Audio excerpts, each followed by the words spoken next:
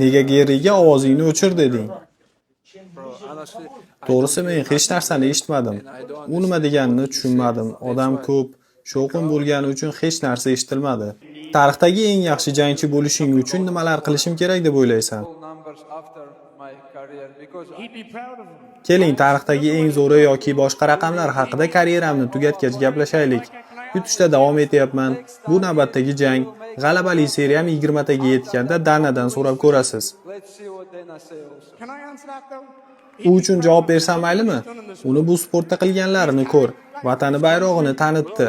Bu hammaga ham emas. Iltimos, o'chir ovozingni.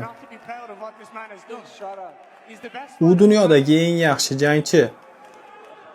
Men ularga doim aytganman.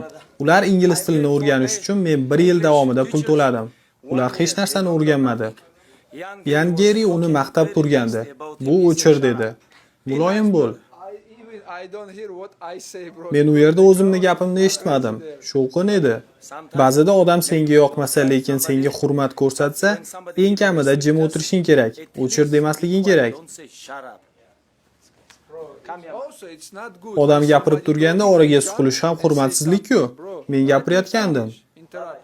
Gapni bo'lsa deb ayt. Gapni bo'lish bilan maqtovni farqi bor.